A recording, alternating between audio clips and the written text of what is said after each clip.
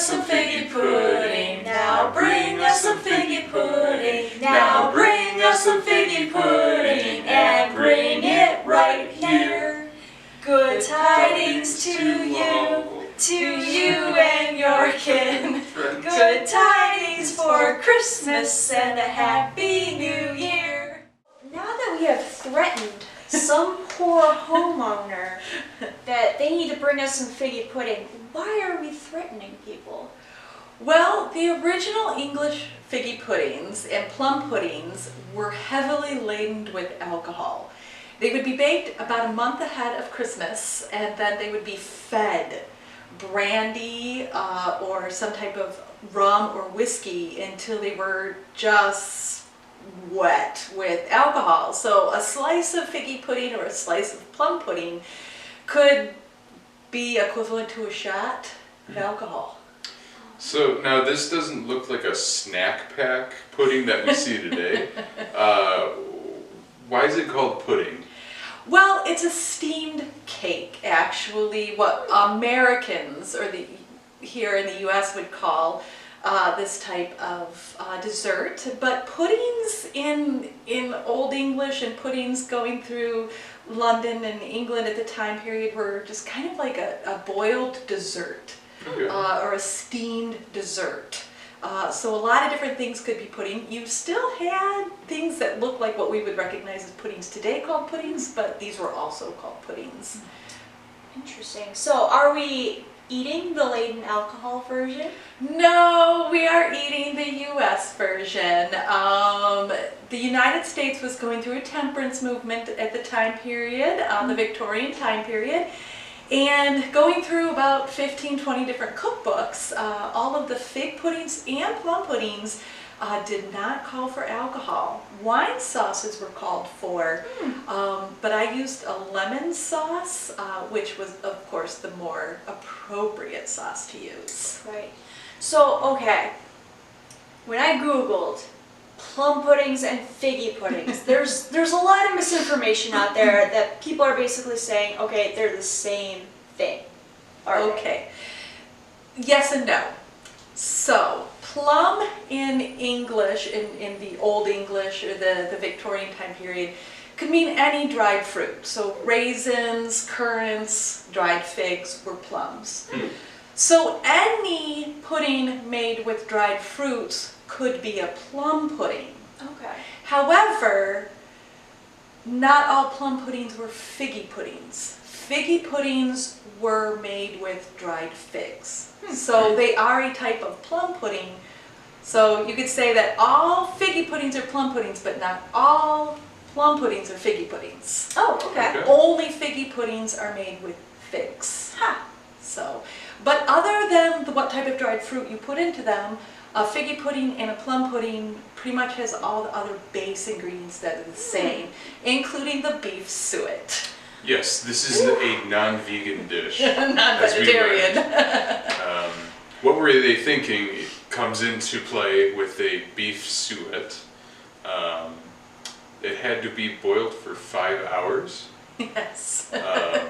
So if you waited that long, you would get something like this. Care to elaborate? Well, the steaming process is a tough process on your home and your hair. It does fill your home up with a lot of steam, so on a cold, dry winter it was a little nice. However, yesterday was in the 50s and already pretty moist outside, so yeah, it was a tough day yesterday. And I'm assuming that's the mold that you... This is the mold. So a lot of bigger plum puddings. I actually found a recipe in the Buckeye Cookery that will make a plum pudding for 20 people. It'll sit about this big. Of course, there's no mold for that. So it would be formed into a ball and tied into a pudding bag, and you would boil that for much longer than 5 hours. However, this pudding recipe is from Miss Parola's in 1877, and it calls for using of 2 small or 1 large mold. This is one of the small ones. This is called a melon mold. But these pudding molds came in different sizes and shapes. The most famous one in England were the tower ones that kind of were cone shaped. So you'll see a lot of pictures in old books that have this cake look, kind of like tower thing, and that would be a pudding actually. So you could have a leaning tower of figgy pudding on your Christmas table.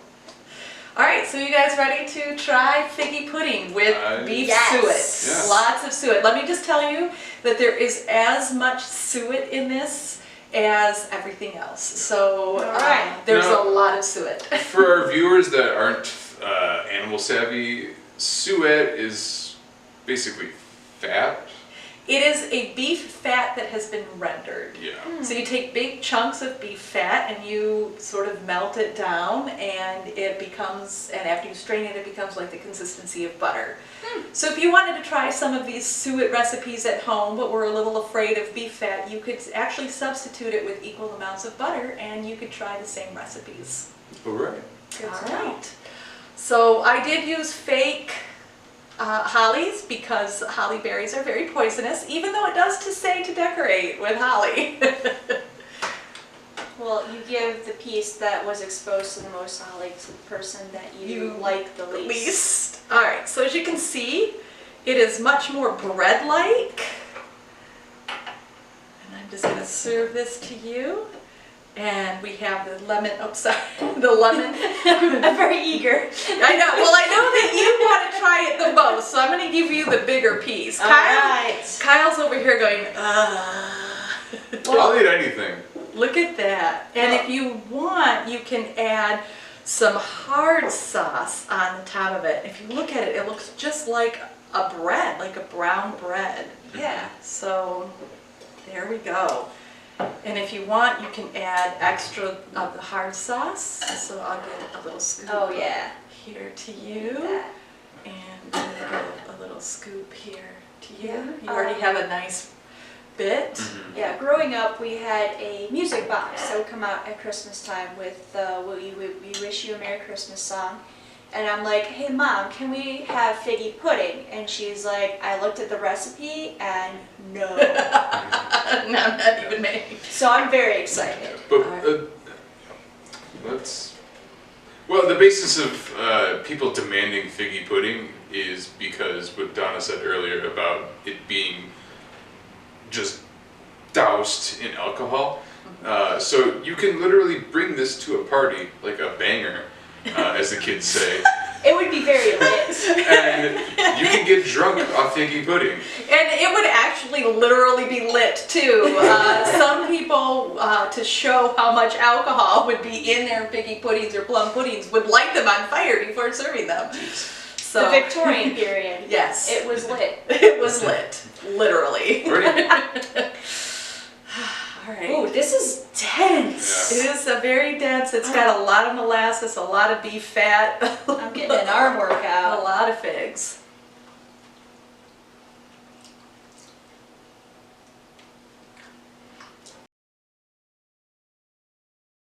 Crewing. Yeah. I don't know how I feel about figgy pudding. I wouldn't demand people for it. Maybe if it had a lot of brandy. Yeah. but we are city employees. True. So no drinking on the job.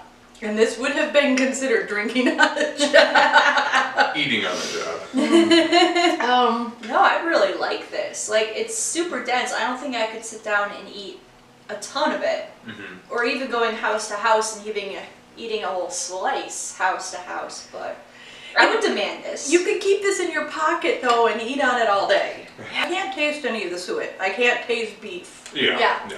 It's very, very, very sweet. Mm-hmm. Especially with the sauce. Yes. Without the sauce, it's not, I think it's more tolerable. I don't think I'm a fan of the lemon sauce. Yeah. It's a little too... It's a little too overpowering. Mm-hmm. Not bad. Yep. I don't know if I would demand it. I would. Mom, I'm demanding this Christmas dinner. You gotta bring a knife. Yes. I found you gotta improvise with a fork. Ratings. Out of 5. I would have to say right down the middle, 2.5. I think it needed alcohol. I'm sorry.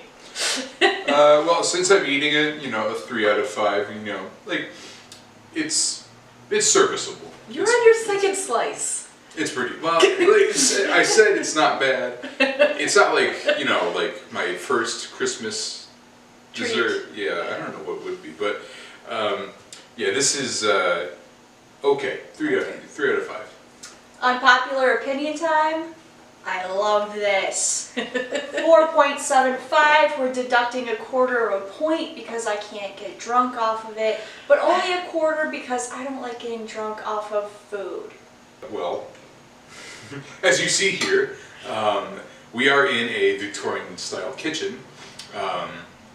We have actually decked out the entire Hunter house with Christmas decor. What would Christmas look like pre, during, and post the Victorian era?